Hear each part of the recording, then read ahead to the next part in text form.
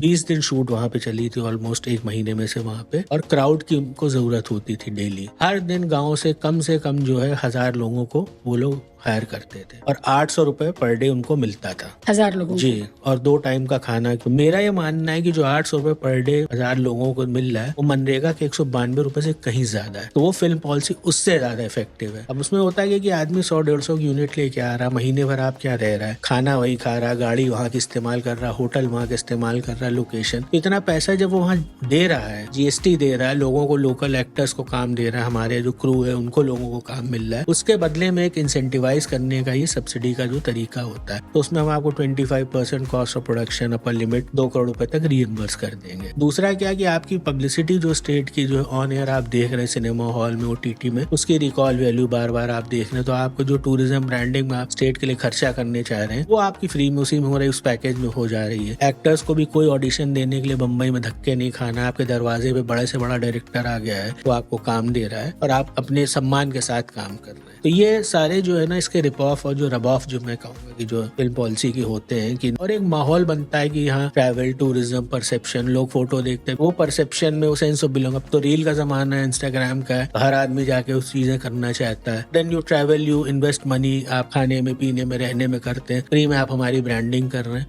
तो ये इन सब फिल्म पॉलिसी जो सॉफ्ट पावर की ये असली ताकत है, जो हार्ड ताकत है वो ये है। तो जितना हम दे रहे हैं उससे ज्यादा तो हमारे पास लौट के वापस आ रहा है। तो होशियार और समझदार पॉलिटिशियन वही ना जो इन चीजों की जो है चीज समझता है और उसको जो है आगे अपने तरीके से बढ़ाता है। उससे पहले मायावती जी के टाइम में एक फिल्म पॉलिसी थी बट बहुत ही लचर टाइप की थी, जिसमें ये कि आप 5000 रुपए का एक रजिस्ट्रेशन कराएंगे और आप एक फिल्म बना के दे देंगे। उसमें 25 लाख रुपए अपर लिमिट थी। तो उसमें कोई भी आदमी VHS पे शूट करके जमा कर देता था और पैसे बना। तो पान वाला भी प्रोड्यूसर बन गया था उस समय। मुझे जो लगता है कि content is always the king. आप जितना पुश कर लीजिए, टैक्स फ्री कर लीजिए, आप पूरी कैबिनेट को दिखा लीजिए, लोगों को अगर कंटेंट नहीं पसंद आएगा तो बड़ी बड़ी फिल्में भी ऑन द मूव जो गिर जाती, चाहे कमर्शियल हो चाहे वो जो पॉलिटिकल ड्रिवन फिल्म्स। दूसरा, OTT के आने से प्लेटफॉर्म चाहे अमेजॉन, नेटफ्लिक्स हो, ज्यादातर लोग अब सिनेमा बाहर नहीं जा रहे हैं क्योंकि बहुत महंगा जो है सौदा हो गया। वहाँ पे टिकट खरीदना, परिवार साथ गए, पॉपकॉर्न, पेप्सी, जिसके आप जानते हैं कितनी, अभी हाल ही में जो है निर्मला सीतारमन ने कैरेमल पॉपकॉर्न और सॉल्टेड पॉपकॉर्न में जो एग्जाम्पल दिया था, इट्स अ एक्सपेंसिव प्रोपोजिशन। आप वेट कर सकते हैं कि चलो 1 महीने बाद देखेंगे, OTT पे आ जाएगी तो क्यों पैसा, 499 रुपए तो सब्सक्रिप्शन दे ही रहे ना, तो 2000 रुपया क्यों खर्चा करेंगे।